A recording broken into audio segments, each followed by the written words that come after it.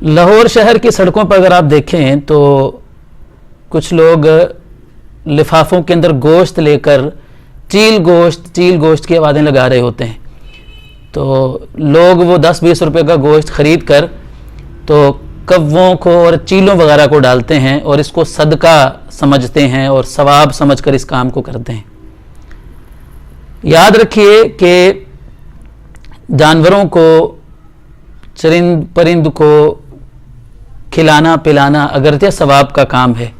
रसूलुल्लाह सल्लल्लाहु अलैहि वसल्लम ने अपने सहाबा इकराम को एक वाक़या सुनाया।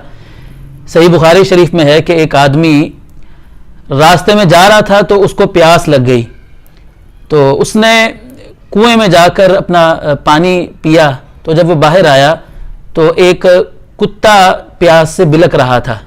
उसने सोचा कि अभी कुछ देर पहले जैसे मुझे प्यास लग रही थी, इस कुत्ते को भी अब प्यास लग रही है।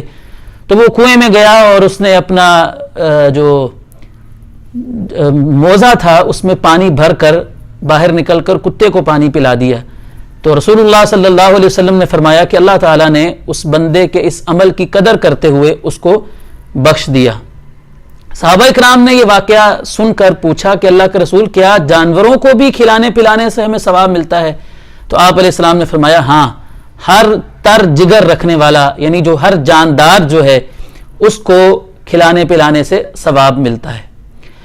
लेकिन याद रखिए कि ये सवाब, ये खिलाना पिलाना जानवरों को उस सूरत में है कि जब कोई जानवर, कोई परिंदा उसको खाने और पीने की जरूरत हो तो तब हम उसको खिलाएं और पिलाएंगे। वरना हम देखते हैं कि अल्लाह ताला की इतनी मखलूक है, उसको रिज़्क देने की जिम्मेदारी खुद अल्लाह के पास है। हम तो कभी खिला ही नहीं सकते हैं। अब जानवर तो जंगलों में भी रहते हैं, सहराओं में भी रहते हैं, पहाड़ों पर रहते हैं, पानी के अंदर जानवर रहते हैं, परिंदे रहते हैं, फजाओं में ना जाने कहां कहां अल्लाह की मखलूक बसी हुई है। तो अल्लाह ताला उनको रोजी दे रहा है, हमारा जिम्मा नहीं है कि हम उनको रोजी दें। हाँ, अगर हमें अपने आसपास कोई प्यास से, कोई भूख से बिलकता हुआ कोई जानवर, कोई कुत्ता, कोई बिल्ली, कोई परिंदा नजर आता है तो हम उसको खिलाएंगे और पिलाएंगे, इस पर इंशाल्लाह हमें अजर मिलेगा।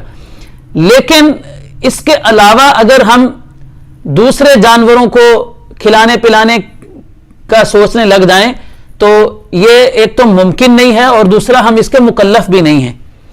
जहां तक ताल्लुक है कव्वों और चीलों को खिलाने का, तो याद रखिए कि कव्वे और चील ये तो उन जानवरों में शामिल हैं जिनको अल्लाह के रसूल सल्लल्लाहु अलैहि वसल्लम ने कत्ल करने का हुक्म दिया है, मारने का हुक्म दिया है।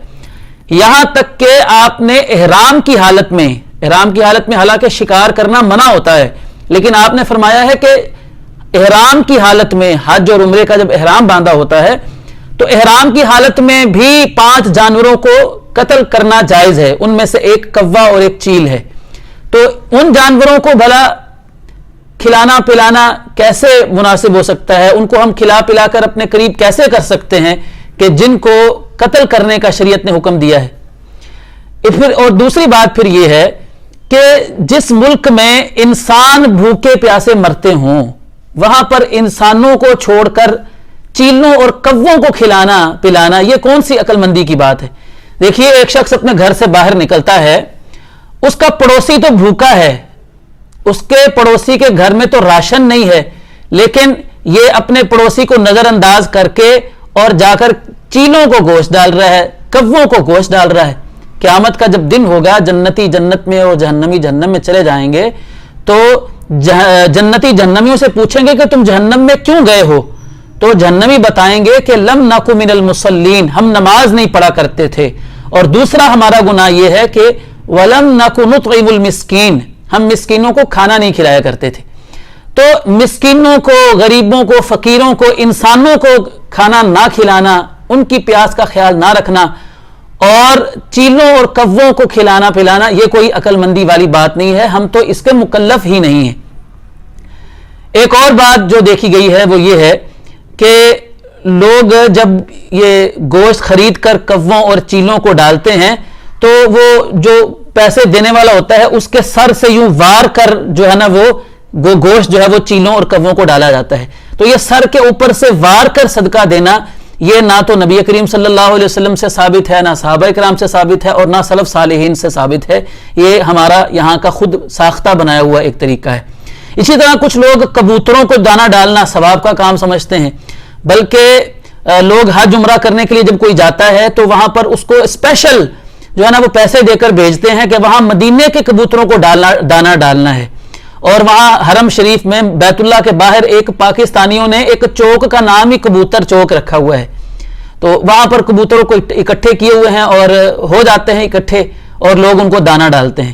تو یاد رکھیے کہ نیکی، ثواب، اجر اسی وقت انسان کو ملتا ہے جب شریعت کے دائرے میں رہ کر اور اسلام کے اصولوں کے مطابق بندہ کوئی عمل کرتا ہے. ایسا نہ ہو کہ دنیا میں ہم عمل بھی کریں، ہم پیسہ بھی خرچ کریں اور ہمیں اس پر اجر اور ثواب بھی نہ ملے. تو یہ قیامت والے دن انسان کے لیے باعث حسرت اور ندامت ثابت ہوگا.